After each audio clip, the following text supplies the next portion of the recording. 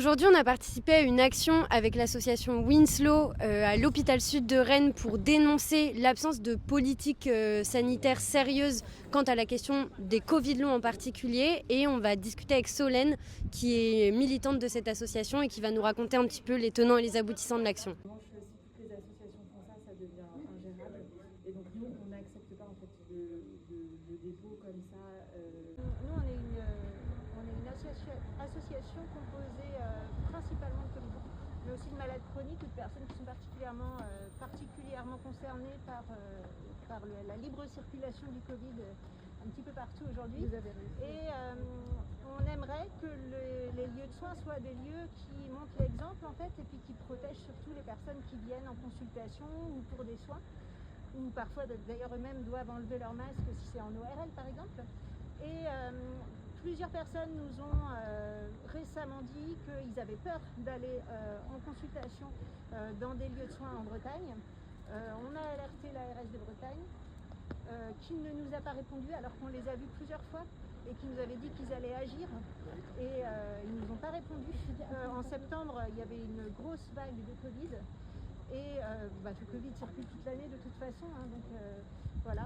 On a voulu, en fait, on a des masques qui sont inutilisés, qui sont neufs, et on a voulu faire un don pour, avec des affichettes qui disent, voilà, c'est en libre service, servez-vous, le virus est aéroporté, etc. De l'information, en fait, parce que le public ne sait pas les risques, en fait, de ce virus.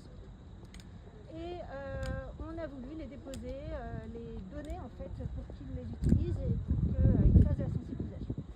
Et malheureusement, ils ont refusé. Le dernier recensement des Covid longs, c'était plus de 2 millions de personnes. Après, on ne sait pas aujourd'hui, parce que ça c'était en 2023. Mais plus largement, il y a des personnes que ça abîme, que ça fait décompenser leur maladie chronique, ou ça leur crée des nouvelles. Donc c'est en effet dans un contexte de le Covid est devenu tabou, le masque est devenu tabou, et quand les malades tels que nous demandons de la protection, on est face au silence, parce que clairement on est invisible, et clairement comme personne n'a envie d'agir, eh bien c'est mieux qu'on reste invisible. C'est quoi les revendications même que vous défendez avec l'association au-delà de la question des masques? Je sais par exemple Macron avait promis des purificateurs d'air dans l'ensemble des services publics. Aujourd'hui on sait que c'est une promesse qui est restée sans réponse.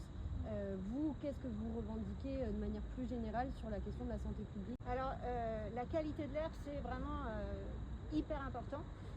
On n'arrête pas de parler en ce moment de One Health, de futures pandémies, parce qu'on veut oublier que celle-ci elle est toujours en cours, mais alors du coup on parle des prochaines, mais les prochaines elles seront sûrement aéroportées aussi, et avec le réchauffement climatique en plus, on se retrouve dans une situation où les écoles, on va leur dire en juin, on va leur dire fermez tous les volets.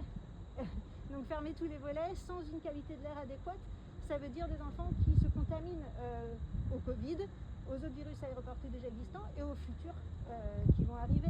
Donc en fait on ne prépare pas du tout l'avenir comme ça. Nous ce qu'on veut c'est vraiment, alors c'est vrai que Macron avait promis, je crois que c'était entre les deux tours de la présidentielle, qu'avant la fin de l'année il y aurait une bonne qualité de l'air dans tous les établissements recevant du public, et notamment les hôpitaux, les EHPAD, les écoles, etc. Donc ce qu'on voit nous c'est des parents qui mesurent la qualité de l'air qui doit être en dessous de 800 ppm, et elle est à 2850 ppm, voilà, dans les gymnases, dans les salles de classe, sachant que la limite maximum dans les transports de poulets c'est 2500 ppm. C'est toujours la même chose, c'est qu'il y a un refus de parler du Covid et de l'absence de mesures, parce qu'en fait c'est eux qui sont responsables de cette absence de mesures.